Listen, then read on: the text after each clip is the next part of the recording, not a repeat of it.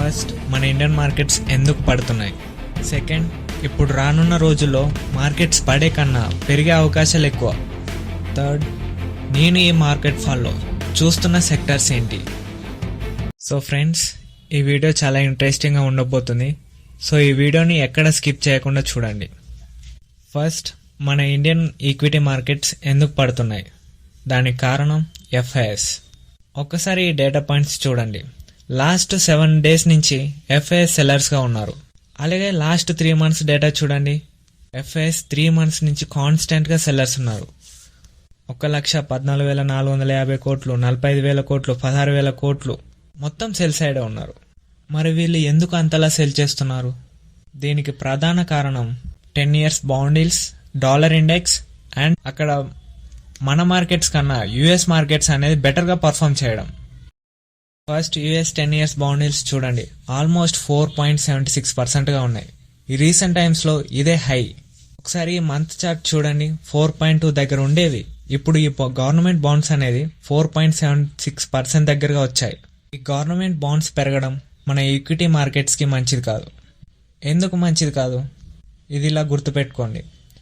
అక్కడ ఏ రిస్క్ లేకుండా అక్కడ గవర్నమెంట్ బాండ్సే 4.76% రిటర్న్గా ఇస్తున్నాయి. అలాంటప్పుడు రిస్క్ తీసుకొని వేరే వేరే ఇతర మార్కెట్స్లో ఎందుకు ఇన్వెస్ట్ చేస్తారు చెప్పండి. దాంతోపాటు అక్కడ డాలర్ కూడా స్ట్రాంగ్ అవుతుంది, మన రూపీ వీక్ అవుతుంది. ఇది కూడా ఒక రీజన్.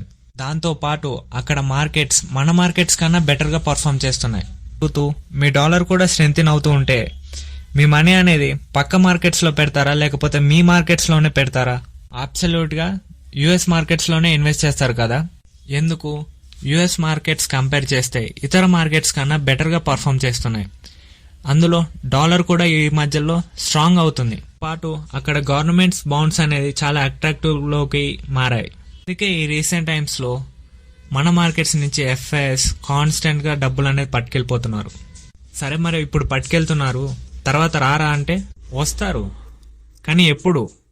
అక్కడ బాండ్స్ కూల్ ఆఫ్ అవుతూ ఉంటే, గవర్నమెంట్ బాండ్స్ పడుతుంటే అక్కడ పెద్దగా రిటర్న్ ఉండదు. కాబట్టి మళ్ళీ ఎమర్జింగ్ మార్కెట్లోకి ఎఫ్ఐఎస్ మనీ అనేది మళ్ళీ తీసుకొస్తారు.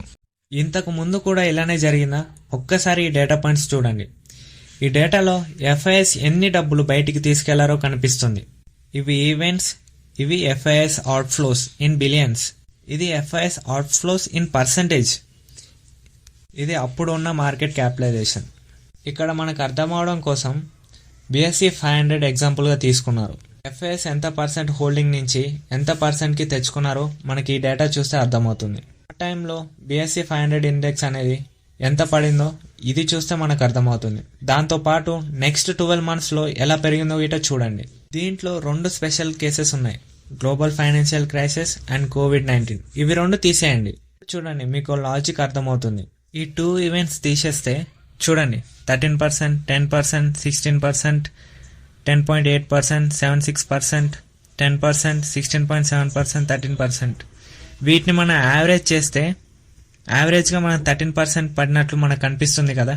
అండ్ అక్కడికి వచ్చిన నెక్స్ట్ 12 monthsలో ఎలా పెరిగిందో చూడండి. మీకు చెప్పాలనుకుంది ఒకటే, ఇప్పుడు అదే పాయింట్స్కి మన మార్కెట్స్ మళ్ళీ వచ్చాయి.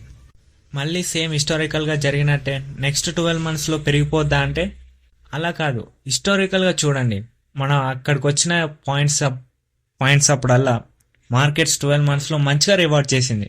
నెక్స్ట్ 5 monthsలో 12 monthsలో ఇలానే పెరిగిపోతాయని చెప్పట్లే. బట్ మీరు అర్థం చేసుకోండి, మార్కెట్స్ పడడం మనకు ఒక ఆపర్చునిటీ. కొన్ని రీజన్స్ వల్ల పడతాయి, బట్ ఆ రీజన్స్ సెటిల్ అయిన తర్వాత మళ్ళీ మార్కెట్స్ పరిగెత్తడం మొదలవుతాయి. మరి ఇప్పుడు మన మార్కెట్స్లో ఇన్వెస్ట్మెంట్ చేయొచ్చా? ఒక్కసారి ఈ పిక్చర్స్ చూడండి. Indian contribution to world market capital 2.2 ఉండేది, ఇప్పుడు 4.2కి పెంచారు. అంటే సుమారుగా 90% వెయిటేజ్ పెంచారు. ఎందుకు? దీంట్లో కూడా MSCI ఆల్ కంట్రీ వరల్డ్ ఇండెక్స్లో కూడా పెంచారు. 0.9% ఉండేది, ఇప్పుడు 1.9%కి పెంచారు. MSCI ఎమర్జింగ్ మార్కెట్లో కూడా మనది ఇప్పుడు 19.4%కి ఉన్నది. ఇది చూడండి, ఎమర్జింగ్ మార్కెట్లో ఒకప్పుడు చైనా 43.2% ఉండేది, ఇప్పుడు 27%కి వచ్చింది. మన మార్కెట్స్ 8.1% ఉండేది, ఇప్పుడు కాన్స్టెంట్గా పెరుగుతూ 19.4%కి వచ్చింది. వీళ్ళందరూ మన ఇండియన్ మార్కెట్స్ వెయిటేజ్ని ఎందుకు పెంచుతున్నారు? మన ఇండియన్ మార్కెట్స్లో గ్రోత్ ఫ్యాక్టర్ ఏదో కనిపించి ఉండే ఉంటుంది కదా వాళ్ళకి. చూడండి, ఎఫ్ఐఎస్ కాన్స్టెంట్గా సెల్ చేసుకుంటూ వస్తున్నారు. అదే ఆపోజిట్గా డిఐఎస్ కాన్స్టెంట్గా బై చేసుకుంటూ వస్తున్నారు. మరి ఈ డిఐఎస్కి ఇంత పెద్ద మొత్తంలో డబ్బులు ఎక్కడి నుంచి వస్తున్నాయి? మనమే ఇస్తున్నాం. అదేనండి, మన రీటైలర్సే ఇస్తున్నారు ఎస్ఐపి అండ్ లంసమ్ రూపంలో. ఒక్కసారి ఈ డేటాను చూడండి. ఎవ్రీ మంత్ ఎస్ఐపి ఎలా పెరుగుతుందో, మంత్ ఆన్ మంత్ కంపారిజన్లో బాగానే పెరుగుతుంది. ఒకసారి ఈ డిసెంబర్ ఎస్ఐపి చూడండి, రికార్డ్ స్థాయిలో ఉంది. ఇప్పుడు మన రీటైలర్స్ ఇంత పెద్ద మొత్తంలో డబ్బులు ఎప్పుడు పెట్టలేదు. అది మార్కెట్ పడుతున్న టైంలో అస్సలు పెట్టలేదు. బట్ మన రీటైలర్స్ మెచ్యూర్డ్ అయినట్టున్నారు. మార్కెట్ పడుతున్నా సరే వాళ్ళ ఎస్ఐపి మాత్రం అస్సలు ఆపట్లేరు.